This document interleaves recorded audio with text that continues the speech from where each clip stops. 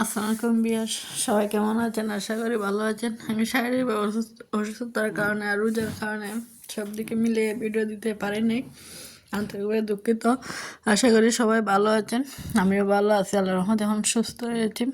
তো আজকে একটি ভিডিও নিয়ে আসলাম আসলে আমার সবজির বাগান থেকে। আজকে আসলে অনেকগুলো টমেটো ফেললাম আর অনেক ভালো লাগতেছে, মা মেয়ে মিলে। বেবিটা আমার সাথে সাথে সবসময় থাকে, বেবিটা নিয়ে সবজি টমেটো ফেললাম। টমেটোগুলো খুবই লাল, আসলে অনেকগুলো টমেটো হয়েছে, ভালো লাগছে পারতে। আর এই তো আসলে জীবনে পরিশ্রম করলে অনেক কিছুই সাফল্য অর্জন করা সম্ভব। আমাদের জীবনে আমরা পরিশ্রম করি না বলে আমরা অনেক কিছু সহজে পাই না। আসলে আল্লাহ তো আর গাছও আকাশ থেকে ফালাইতে না আমাদের জন্য খাবার, আমাদের নিজে উপার্জন করতে হবে, নিজে কষ্ট করতে হবে। যে আমি সবজি বাগানটা করছি, আমি যে না গাছ লাগাতাম, না রূপ পরিচর্যা করতাম, যত্ন না নিতাম, তাহলে তো আমি এতগুলো সবজি বাগান করা আমার সম্ভব হইল না। অনেক পরিশ্রম করছি, 6 মাসের ফল আজকে তো আল্লাহ একটু দিয়ে খাইয়ে দিয়েছেন, পাইছি। তাও মাশাল্লাহ, আল্লাহ যা দিয়েছেন রিজিকে যা আছে। তো জীবনে পরিশ্রম করতে হবে, যাই বলেন, পরিশ্রম ছাড়া জীবনে কিছু হয় না।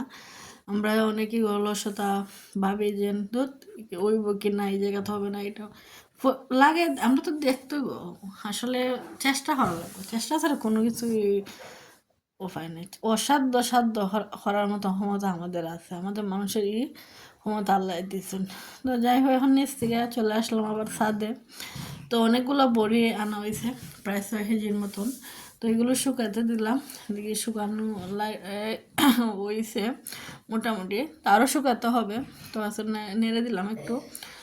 আর আরও বড়ি রয়েছে বাকি, এগুলো আস্তে আস্তে দিতেছি। আসলে রোজার কারণে না সবাই একসাথে করতে পারতেছি না, ব্যস্ততা থাকি, রোজা, মেয়েরও আবার স্কুল খোলা, পড়া, সব কিছু মিলিয়ে সময় দিতে পারতেছি না। তো চেষ্টা করি সবগুলো বড়ি একসাথে শুকানো দিতে। ওই তো আর কিছু বড়ি রয়েছে বাকি টাফা গালার, তো দিয়ে দিব হালকা পরশু দিয়ে শেষ করবো। আর নিচ থেকে কিছু টমেটো ফেললাম, এখন উপরে আসলাম, দিকে অনেকগুলো লাল টমেটো, ভাবলাম একসাথে পেরে নিই। তো তারপরে কিছু একটা করবো। আসলে নিজের হাতের গাছের টমেটো খেতে আলাদাই স্বাদই। তো ভিউয়ার্সরা, আশা করি সবাই ভালো থাকবেন, আমার জন্য দোয়া করবেন, এই আমার গাছের। আর সবাই ভালো থাকবেন। সালাম।